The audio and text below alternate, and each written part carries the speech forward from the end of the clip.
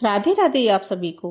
आज हम कार्तिक मास महात्म्य कथा अध्याय नंबर 9 सुनने वाले हैं, जिसमें तुलसी जी की महत्ता और उनके जन्म का प्राचीन इतिहास का हमें पता चलेगा। उनसे संबंधित ये कहानी हम शुरू करते हैं।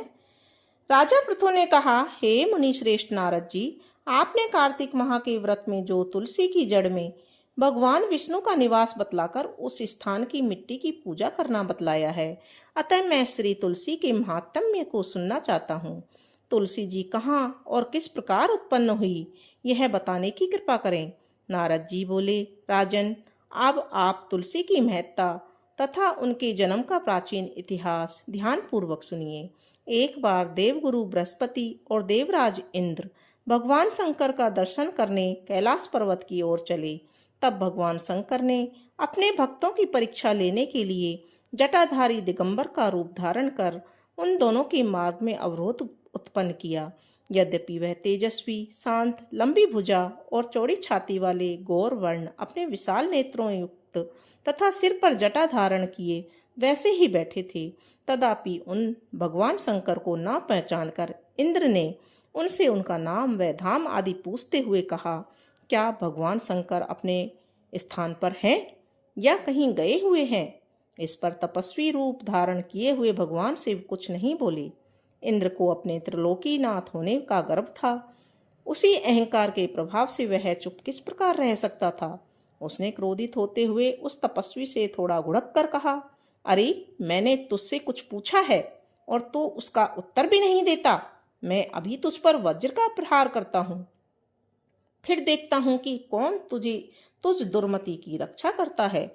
इस प्रकार कहकर जैसे ही इंद्र ने उस जटाधारी दिगंबर को मारने के लिए हाथ में वज्र लिया, वैसे ही भगवान शिव ने वज्र सहित इंद्र का हाथ स्तंभित कर दिया और विकराल नेत्र करके उसे देखा। उस समय ऐसा प्रतीत हो रहा था कि वह दिगंबर प्रज्वलित हो उठा है और अपने तेज से जला देगा। भुजाएं स्तंभित होने के कारण इंद्र दुखित होने के साथ साथ अत्यंत कुपित भी हो गया, परंतु उस जटाधारी दिगंबर को प्रज्वलित देखकर बृहस्पति जी ने उन्हें भगवान शंकर जानकर प्रणाम किया और दंडवत होकर उनकी स्तुति करने लगे। बृहस्पति भगवान शंकर से कहने लगे, हे दीनानाथ, हे महादेव, आप अपने क्रोध को शांत कर लीजिए और इंद्र के इस अपराध को क्षमा कीजिए। बृहस्पति की यह वचन सुनकर भगवान शंकर गंभीर वाणी में बोले, मैं अपने नेत्रों से निकाले हुए क्रोध को किस प्रकार रोकूं? तब बृहस्पति ने कहा, भगवान, आप अपना भक्त वत्सल नाम सार्थक करते हुए अपने भक्तों पर दया कीजिए। आप अपने इस तेज को अन्यत्र स्थापित कीजिए और इंद्र का उद्धार कीजिए। तब भगवान शंकर गुरु बृहस्पति से बोले, मैं तुम्हारी स्तुति से अत्यंत प्रसन्न हूँ। तुमने इंद्र को जीवन दान दिलवाया है। मुझे विश्वास है कि मेरे नेत्रों की अग्नि अब इंद्र को पीड़ित नहीं करेगी। बृहस्पति से इस प्रकार कहकर भगवान शिव ने अपने मस्तक से निकाले हुए अग्निमय तेज को अपने हाथों में ले लिया और फिर उसे क्षीर सागर में डाल दिया। तत्पश्चात भगवान शंकर अंतर्ध्यान हो गए। इस प्रकार जिसको जो जानने की कामना थी, उसे जानकर इंद्र तथा बृहस्पति अपने अपने स्थान को चले गए। बोलो विष्णु भगवान की जय। राधे राधे आप सभी को। आज हम सुनेंगे कार्तिक मास महात्म्य कथा का अध्याय नंबर 10, जिसमें हम पढ़ेंगे और सुनेंगे जलंधर की जन्म कथा और वृंदा से विवाह की कथा। राजा पृथु बोले, हे श्री ऋषि श्रेष्ठ नारद जी, आपको मेरा प्रणाम है। कृपया अब यह बताने की कृपा कीजिए कि जब भगवान शंकर ने अपने मस्तक के तेज को क्षीर सागर में डाला तो उस समय क्या हुआ? नारद जी बोले, हे राजन, जब भगवान शंकर ने अपना वह तेज क्षीर सागर में डाला तो शीघ्र ही वह बालक होकर सागर के संगम पर बैठकर संसार को भय देने वाला रुदन करने लगा। उसके रुदन से संपूर्ण जगत व्याकुल हो उठा। लोकपाल भी व्याकुल हो गए। चराचर चलायमान हो गया। शंकर सुवन के रुदन से संपूर्ण ब्रह्मांड व्याकुल हो गया। यह देखकर सभी देवता और ऋषि मुनि व्याकुल होकर ब्रह्मा जी की शरण में गए और उन्हें प्रणाम करके उनकी स्तुति करने लगे। उन सभी ने ब्रह्मा जी से कहा, हे पितामह, यह तो बहुत ही विकट परिस्थिति उत्पन्न हो गई है। हे महायोगी, इनको नष्ट कीजिए। देवताओं के मुख से इस प्रकार सुनकर ब्रह्मा जी सत्यलोक से उतरकर उस बालक को देखने के लिए सागर के तट पर आए। सागर ने ब्रह्मा जी को आता देखकर उन्हें प्रणाम किया और बालक को उठाकर उनकी गोद में दे दिया। आश्चर्यचकित होते हुए ब्रह्मा जी ने पूछा, हे सागर, यह बालक किसका है? शीघ्रता पूर्वक कहो। सागर विनम्रता पूर्वक बोला, प्रभो, यह तो मुझे ज्ञात नहीं है, परंतु मैं इतना अवश्य जानता हूँ कि यह गंगा सागर के संगम पर प्रकट हुआ है। इसलिए हे जगत गुरु, आप इस बालक का जात कर्म आदि संस्कार करके इसका जातक फल बताइए। नारद जी राजा पृथु से बोले।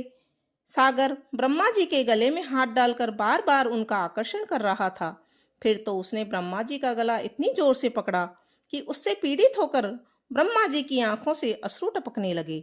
ब्रह्मा जी ने अपने दोनों हाथों का जोर लगाकर किसी प्रकार सागर से अपना गला छुड़वाया और सागर से कहा, हे सागर, सुनो, मैं तुम्हारे इस पुत्र का जातक फल कहता हूँ। मेरे नेत्रों से यह जल निकला है, इस कारण इसका नाम जलंधर होगा। उत्पन्न होते ही यह तरुणावस्था को प्राप्त हो जाएगा।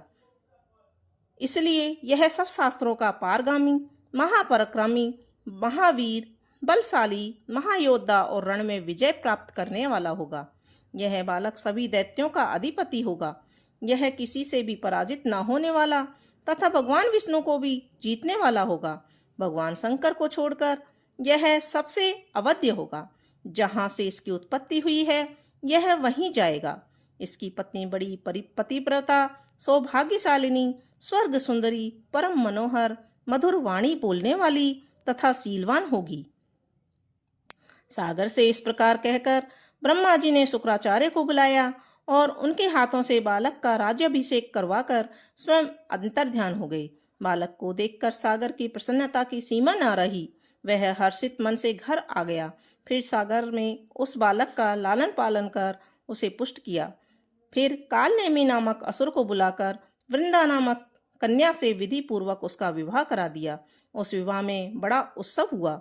श्री दैत्य गुरु शुक्राचार्य के प्रभाव से पत्नी सहित जलंधर दैत्यों का राजा बन गया। अब इसके आगे की कथा हम अध्याय नंबर 11 में पढ़ेंगे।